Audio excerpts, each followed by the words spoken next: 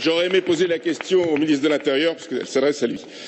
Au lendemain des tragiques événements du Bataclan, le ministre de l'Intérieur a interpellé la Commission européenne pour renforcer la lutte contre le terrorisme et en particulier contre les trafics d'armes. Comme les 2 millions d'utilisateurs légaux d'armes en France, dont les chasseurs et les tireurs sportifs, je ne peux que souscrire à cette démarche. Il y a quand même un problème. C'est que la révision de la directive européenne sur les armes entraîne une modification de la réglementation française qui a pourtant la meilleure d'Europe et qui a été votée en 2012 à l'unanimité. Par exemple, je prends l'exemple des tireurs sportifs.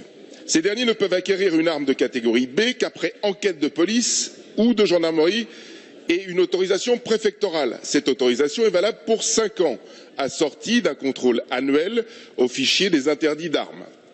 J'aurais pu prendre un autre exemple sur les chasseurs, il y a des contraintes aussi fortes. Le postulat qui consiste, à travers les déclarations des services de l'intérieur, à faire penser que ce sont les armes légalement détenues en France qui viendraient alimenter les trafics est donc totalement infondé et choquant. Depuis 8 ans, nous attendons que la Commission européenne se concentre sur les vrais enjeux de sécurité publique que sont la garantie de la traçabilité des armes à feu ou la mise en place de fichiers communs, notamment pour les interdits d'armes. Notre réglementation actuelle devrait être un modèle pour les autres États membres.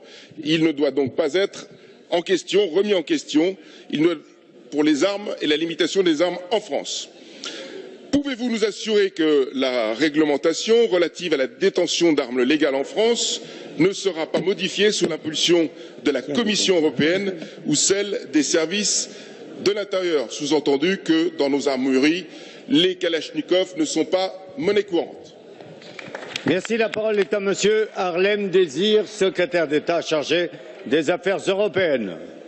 Merci Monsieur le Président, Mesdames et Messieurs les députés, Monsieur le député David Douillet, je tiens d'abord à excuser Monsieur le ministre de l'Intérieur qui est retenu pour honorer la mémoire d'un militaire du GIGN.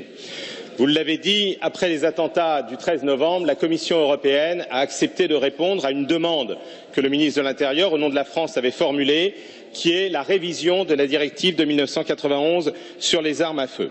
Cette proposition est désormais en cours de négociation au niveau européen et nous espérons aboutir à un accord sur le texte d'ici à la fin du mois de juin.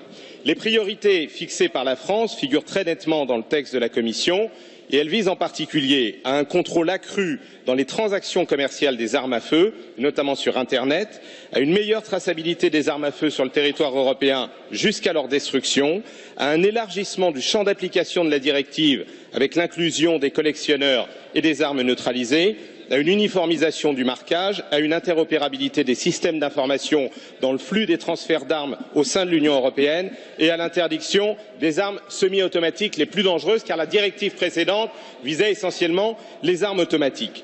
Aujourd'hui, certains États membres ont encore une législation qui est beaucoup trop souple et qui permet l'acquisition d'armes à feu sans contrôle strict sur les personnes cherchant à détenir ces armes. Des armes circulent dans l'espace européen et viennent donc nourrir les filières de la grande criminalité, voire le terrorisme. Notre objectif est donc de renforcer l'encadrement des armes légales au niveau européen. Sur ce point, Monsieur le député, je veux lever toute ambiguïté. La France n'a pas pour objectif d'interdire la détention d'armes à feu à des publics tels que les chasseurs ou les tireurs sportifs, vous les avez évoqués, pour autant que des contrôles effectifs soient faits et que les personnes concernées appartiennent à une fédération ou à une association reconnue par les pouvoirs publics, ce qui est déjà le cas en France, mais nous voulons lutter contre tout type de trafic d'armes pouvant être utilisées par les terroristes ou par les criminels au sein de l'Union européenne. La parole est à Monsieur Joël Giraud.